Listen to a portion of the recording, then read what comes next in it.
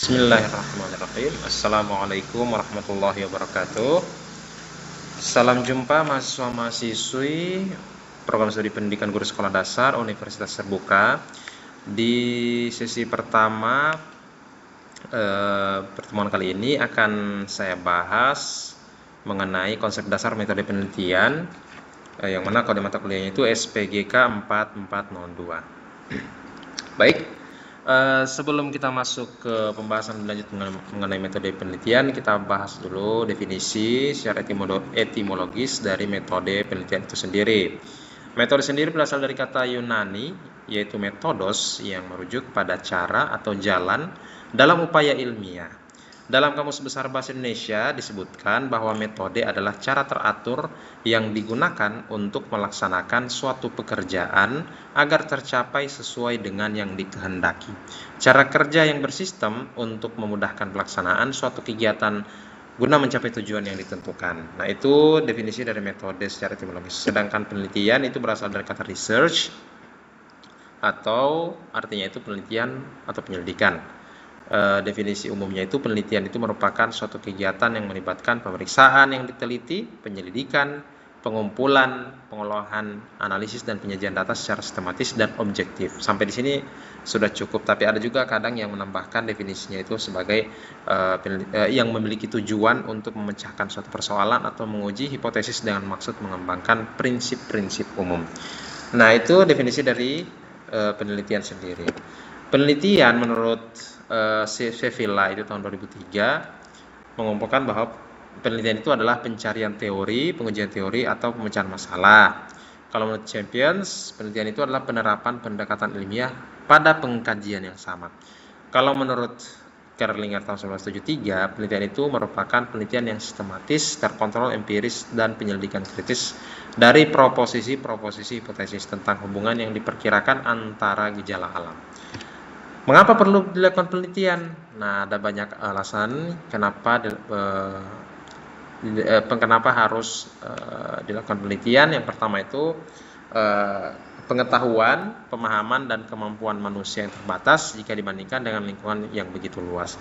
Alasan yang kedua, karena manusia memiliki dorongan untuk mengetahui segala sesuatu. Nah, untuk mengetahui segala sesuatu itu diperlukan sebuah penelitian dengan metode-metode tertentu. Yang ketiga, manusia di dalam kehidupannya selalu dihadapkan pada masalah, tantangan, ancaman, kesulitan, dan lain sebagainya. Sehingga diperlukan suatu penelitian untuk agar manusia itu memiliki sifat resilient atau mampu memiliki ketahanan saat menghadapi ancaman atau tantangan tadi.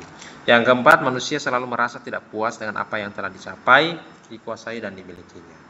Selanjutnya, tujuan dari penelitian itu sendiri ada tujuan umum, tujuan teoritis, dan tujuan praktis. Tujuan umumnya itu untuk membentuk penemuan baru dari pengembangan penelitian atau pengetahuan sebelumnya.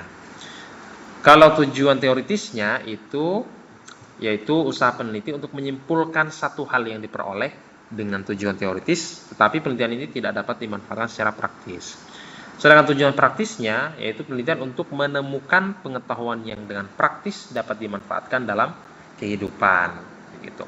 Nah, selanjutnya karakteristik dari penelitian sendiri ada 5, mulai dari sistematis sampai ke replicable, reduktif, empiris, dan logis. Sistematis, karakteristik penelitian ini yaitu proses yang terstruktur sehingga diperlukan langkah tertentu yang sistematis, mulai dari identifikasi masalah sampai pada pengambilan kesimpulan. Replicable maknanya sifat ilmiah dalam penelitian itu harus dapat diulangi oleh orang lain guna mengecek kebenarannya. Penelitian yang bisa diulangi oleh orang lain dibutuhkan pelaporan yang sistematis dan jelas. Yang ketiga, reduktif atau reduksi itu karakteristik dari penelitian, yaitu upaya untuk menerjemahkan realita menjadi pernyataan yang bersifat konseptual sehingga dapat digunakan untuk memahami hubungan kejadian antara satu kejadian dan kejadian lain. Yang keempat itu empiris atau objektif, artinya orang akan memberikan persepsi yang sama terhadap objek tersebut jika dilakukan penelitian, gitu. Walaupun orangnya berbeda-beda, tapi penelitian yang sama itu hasilnya akan sama. Nah, yang terakhir itu logis. Nah, ini rasional atau logis ya. Nah, kesimpulan penelitian yang dihasilkan akan dilihat kembali oleh penelitian maupun pihak lain. Nah, jenis penelitian menurut tujuannya itu ada penelitian murni, penelitian terapan, eksploratif, R&D atau penelitian pengembangan, dan verifikatif. Nah, penelitian menurut pendekatannya ada ex post facto, ada penelitian eksperimen atau kuantitatif, ada penelitian naturalistik atau kualitatif, ada penelitian mixed method atau gabungan dari kuantitatif dan kualitatif, ada penelitian kebijakan atau policy research, ada penelitian tindakan atau action research, ada penelitian survei, ada penelitian evaluasi, dan penelitian sejarah atau histori.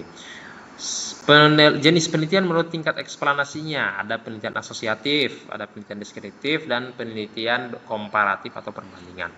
Yang terakhir, jenis penelitian menurut jenis datanya, ada penelitian kualitatif dan kuantitatif.